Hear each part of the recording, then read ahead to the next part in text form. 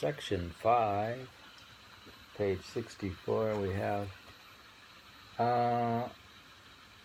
Kabuta remarks that in such poems,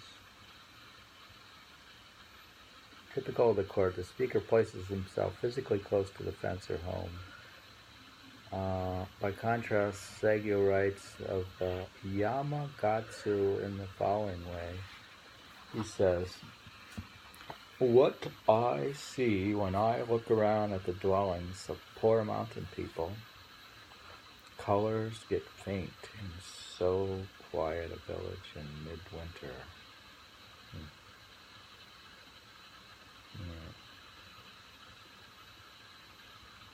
Even when physically at a distance from them, Saigyo notices the people and their livelihood.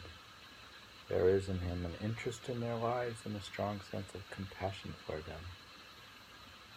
He paid attention to the fisher folk and we'll go on.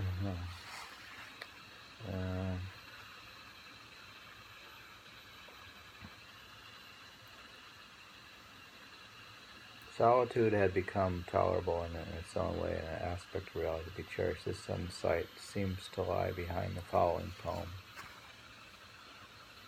Poem 1080.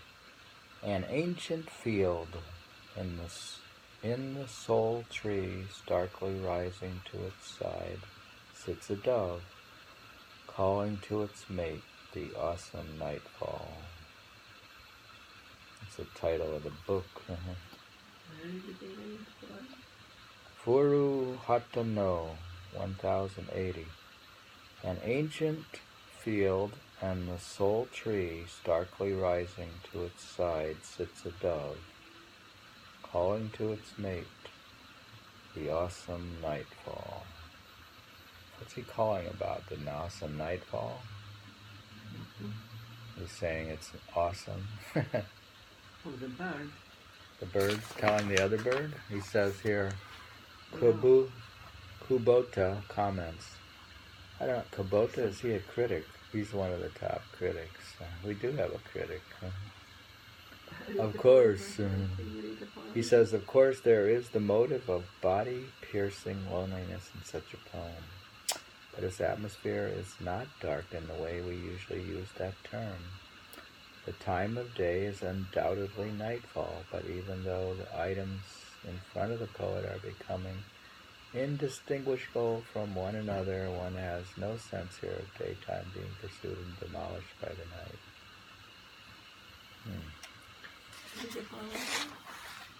An ancient field, and in the sole tree, starkly rising to its side, sits a dove, calling to its mate, the awesome nightfall.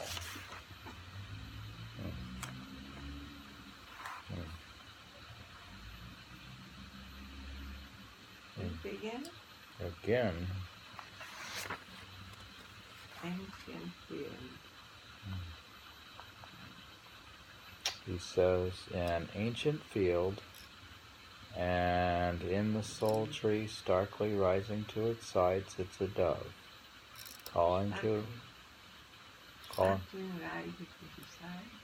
starkly rising to its side sits a dove, calling to its mate, the awesome nightfall. I'd like to take a photo of this. Where is it he posted it? Remember when he found that grave with all the weeds and stuff? He posted a poem. In his cabin. And he posted in the cabin, or Rokon posted. They posted poems when they left the place, so they were way ahead of Instagram.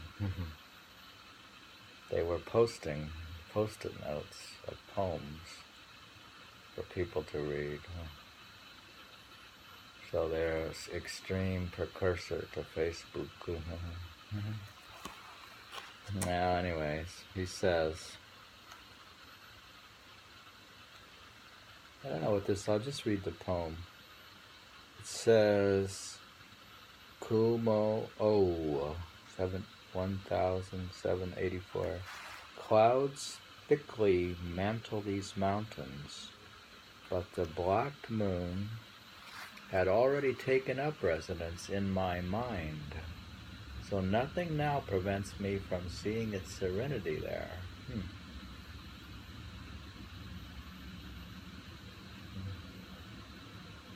He finds within himself what is virtually the same moon. He found the moon inside himself. Very interesting spiritual property. We'll have to research it. You think Rajinder Singh could explain what that moon is?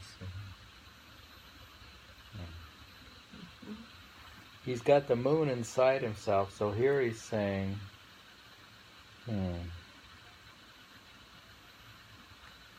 okay, was even a sense that through such practices, here we go. This is not to deny, however, that Saigyo's preoccupation in the moon, as shown in the poems of this book, was deep. Yamata Shojin researched for decades to unearth the multiple and often subtle links between Saigyo's verse and the practices of Buddhism in 12th century Japan. He detailed how the use of representations of the full moon, or the full moon itself, served as the focal point for extended meditations.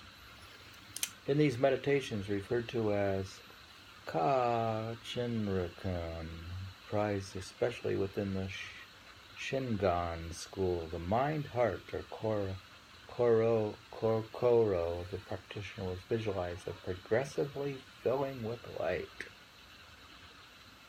Objectives of such exercises included an enhanced ability to recollect the past, greater powers of memorization, and the most literal sense, enlightenment.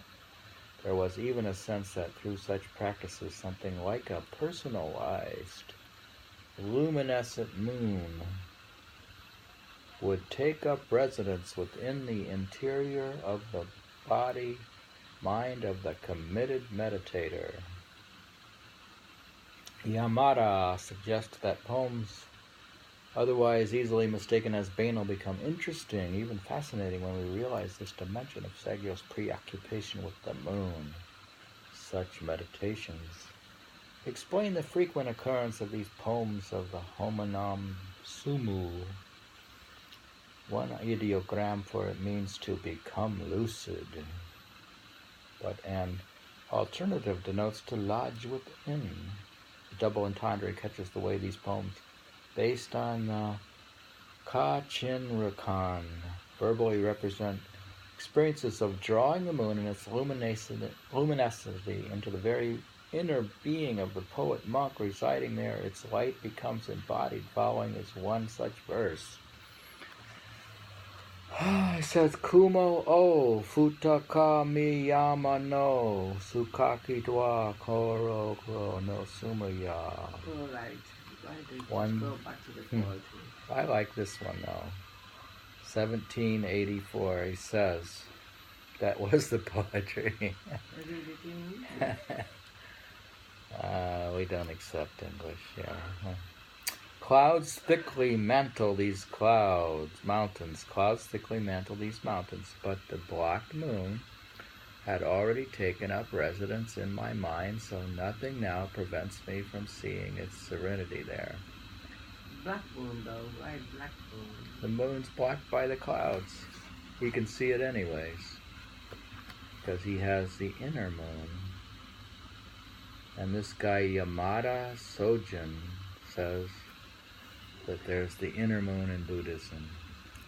And he says, Soji writes, Yamada inverts the situation with ease. Prevented from viewing the moon in the sky, he finds within himself what is virtually the same moon. Konishi summed up this trajectory of research by noting that Saigyo perceived cherry blossoms and the moon as mandalas, and then went on to caution against judging such poems with only a 20th century sensibility and standards, writing that we must give full consideration to how many people in the 12th century would have been deeply moved by these poems. This was poetry that was, but it was at the same time something more than poetry. So you have to consider it more than poetry. It's Buddhist truth as well. The poem of Saigyo that over time became best known to the Japanese is precisely such a one.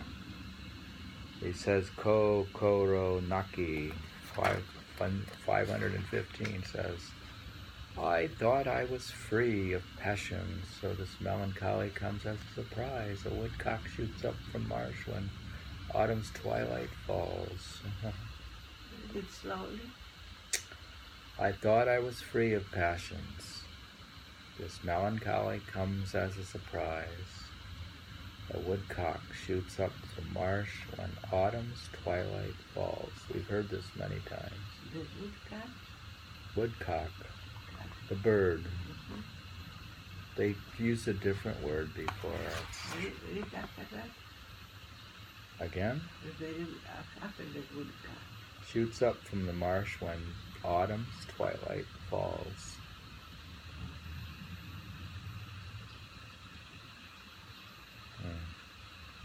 Autumn's twilight falls.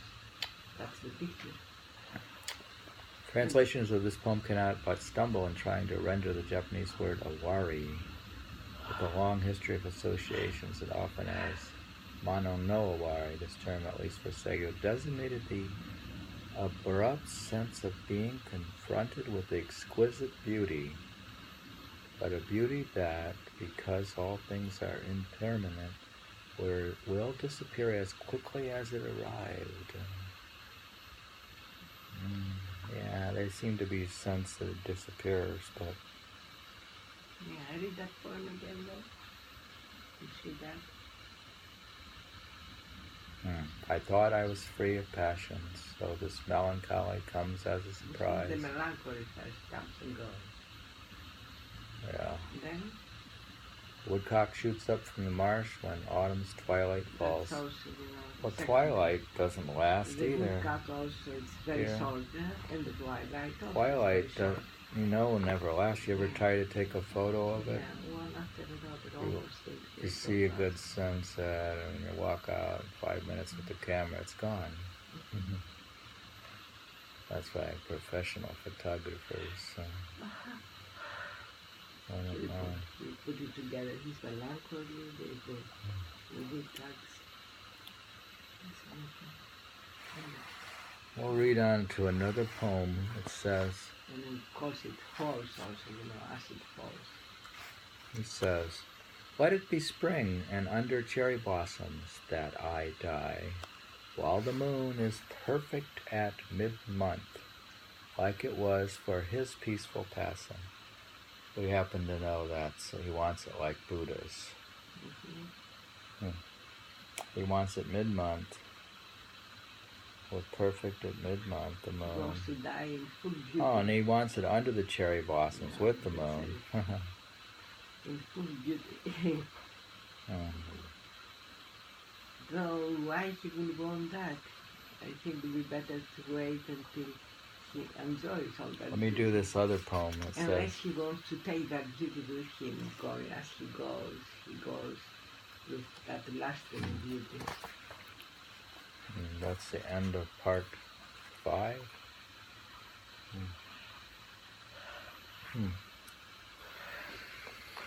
We are reading from just the life and times of Saigyo and the awesome Nightfall. Actually, we come to the beginning of the poems directly. We finished on page... we didn't really finish because we had to do it over. Page 70. Section 5.